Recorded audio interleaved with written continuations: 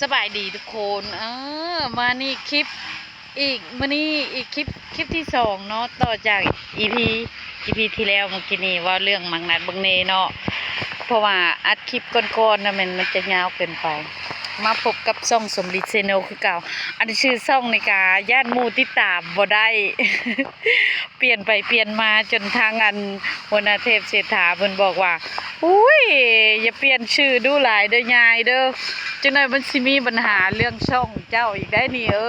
จังได๋ FC เมื่อยติดตามเดี๋ยวก็เป็นชื่อนั่นเดี๋ยวก็เป็นชื่อนี่จังหน่อยบ่มีผู้ติดตามจ้อยเลยละวะสมฤทธิ์ก็เลยว่าน่าจะจบอยู่ที่สมฤทธิ์เซโนนี่แหละเนาะแต่ในใจลึกๆก็ยังอยากเปลี่ยนเป็นสมฤทธิ์เป็นภาษาอังกฤษอยู่ได้แต่ว่าเฮ็ดได้ เปลี่ยนดูหลายจักเทื่อเปลี่ยนแล้วก็บ่ฮู้ FC นี่ก็หายไปไสแล้วก็บ่ฮู้นะทุกคนในรายการฝากกดไลค์กดแชร์กดติดตามเลยเด้อทุกคนอันนี้สิมาให้เบิ่งหญ้าเพกนี่มีหลายคนรู้จักกับนางหญ้าเพกบ่อันนี้คือหญ้าเพกได้ที่เฮาตัดนี่ก็คือตัดหญ้าเพกนี่อันใบเหี้ยนๆแบบนี้นะบ่งทะเลนทุกคนบ้องมีแต่ตัวใหญ่ๆเลยอันนี้ก็เป็นกอไม้สังไฟปลูกได้ปีหนึ่งแล้วเดี๋ยวเขาจะไปส่องเบิ่งข้างในว่ามีมังเนมังนัดได้เฮายังได้เบิ่งได้แฮงหกแฮงอะไรทุกคนมีฮอดงูเหลือมบ่จักในนี่เนาะนี่อันนี้ก็คือหน่อไม้สังคำนี่ไผบ่เคยเห็นเบิ่งเลยเหลืองแบบคำเลยได้เหลืองแบบคำเลยงามอันนี้คือหน่อเด้อดิจะให้เบิ่งอันนี้หน่อมันเหี่ยวละสมฤทธิ์บ่ได้คอยมามีลำมันพร้อมนี่บ่มันนี่กินแซ่บทุกคนใครอยากได้มาคุดเอาเด้อสมฤทธิ์บ่มีแห้งคุดแล้วมันนี่มาเบิ่งสวนนี่อันนี้ก็กอไม้สังคำต้นกล้วยก็จนสิขึ้นบ่ได้แม้ความพ่อบ้านเพิ่นบ่ได้คอยตัดหญ้าปีกายนี่ก็บ่ได้ตัดจำบ่ได้แล้วว่าปีกายนี่ที่บอกเขาเจ้าจูดสวนแล้วก็จูดป่าแล้วก็ลามมาใส่สวนบางนัดนี่บ่ได้ตัดหญ้าเลยไฟเฮ็ดเรียบเกลี้ยงปั๊บบ่จำเป็นต้องตัดเนาะว้าวมาแล้วก็อากาศนี่ก็ร้อนได้มื้อนี้นะทางพี่น้องเพิ่นก็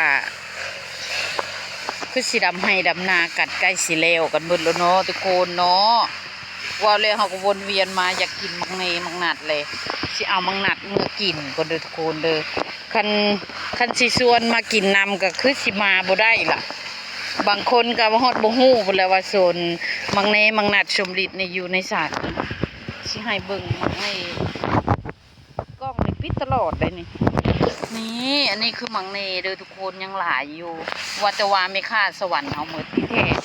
ใบไม้มันปกปิดไว้อยู่เหลือรอให้เราได้กินอยู่นี่นะมีหลายแค่ได้ตะกะแตนยังหลายเลยอันนี้คือมังเนตะกะแตนหลายเลยทุกคนเดี๋ยวแมลงเดี๋ยวสิไปก้านตะกะแตน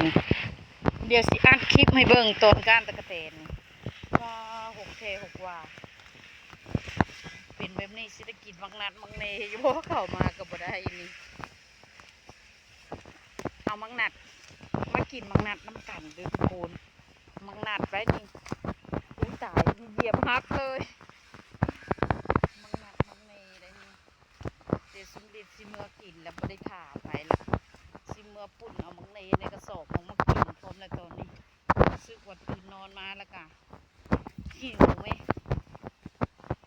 กินแกงหน่อไม้แล้วก็บ่แล้วทุกคนอยากกินมังไม้นี่โซนนี้อุดมสมบูรณ์ได้รู้สึกได้เห็นบ่โซนนี้มีเห็ดปวกมีเห็ดละโงกแล้วก็มีขอนเห็ดอย่างนะขอนเห็ดขอนเห็ดขาวนี่เห็ดขาวออกเลยเท่าเต็มพ่อบ้านก็บ่มาเอาพ่อบ้านบ่เห็นบ่แม่นบ่มาเอาพ่อบ้านก็ข้าแต่ไปหาละวานซอยกระเจ้าดำนากินงัวเด้อดำนามาซอยในเด้อดำนากินงัวเพิ่นกะไปแล้วเพิ่นว่าเรื่องดำนาเอาเงินเด้อเพิ่นบ่ไปได้บ่แม่นว่าเพิ่นมีเงินดอก เพิ่นบ่เอาเงินทุกคนเพิ่นว่ามาเด้อดำนาซอยในเด้อกินงัวนี่เพิ่นไหวแค่ได้เงินก็กินงัวเด้อแล้วปิ้วโลดอันนี้ จะจึงให้เบิ่งอันนี้โซนขาทุกคนขานี่โคตรขายดีบ่ได้ขี้โม้ขี้คุยทุกคนเบิ่งแน่อันนี้คือเฮาหักเอาไปเมื่อเช้านี้ลูกค้ามาปุ้นเอาสวนเลยเพราะหยังบ่ได้ไปนิคอนก็เจ้าก็นำมาฮอดสวนเพราะว่านอคานี่เป็นอาหารชนิดหนึ่งที่ดีต่อร่างกายแม่อยู่กับอยู่คำนี่เฮาคลำมันบ่แต่เฮาสามารถเอาขาอ่อนนี่ไปปิ้งกินได้เด้ทุกคนปิ้งกินนี่เอางามๆเลยนี่นะเอาหัวน้อยๆอุ้ยคักเลยเว้าแล้วนี่ก็จบอยู่นี่เด้อทุกคนเด้อบ๊ายบายเด้อขอให้ทุกคนมีความสุขในการใช้ชีวิตมีเงินมีคำไผปรารถนาอันถือเลขเป็น100 ล้านมาแต่ดนก็ให้ถือเสด้อถ้ามาชมคิดชมฤทธิ์ อัดอยู่นี่นะให้ถือซะเลขนะเว้าแล้วก็ถ้าอวยพรหยังไปก็อย่าเค็ดอย่าคิวอยู่นะทุกคนอัดกล้องเฮาอีกแล้วขอจบกันตัวนี้เนาะทุกคนเอามักนี้มักนัดเมื่อกินก่อนอันหน่วยเดียวนี่ก็หิวไปหิวมาอยู่นี่นะเห็นพ่อบ้านเอาไปไว้กระสอบหนึงเดี๋ยวสมมุติมื้อกินก่อนคันไผอยู่ใกล้เห็นคลิปนี้ก็มาเลยเด้อมื้อนี้วันที่เท่าไหร่จำบ่ได้ละฮู้แต่มื้อนี้เป็นวันอาทิตย์มื้ออื่นนี่เป็นวันจันทร์เท่านั้นแหละฮู้จักแต่วันอาทิตย์กับวันจันทร์ทุกคนเพราะหยัง ยันบ่ได้ไปเฮ็ดเวียก เพราะหยังอยู่ให้จำมื้อจำวันบ่ได้ล่ะบ่ได้ไปเฮ็ดเวียกเฮ็ดงานเลยเนาะบ๊ายบายเด้อทุกคนจบกันอยู่โซนเนาะค่ะโซนต้นพร้าวนี่เด้อขอให้ทุกคนมีความสุขในการดำไร่ดำนาเด้อบ๊ายบาย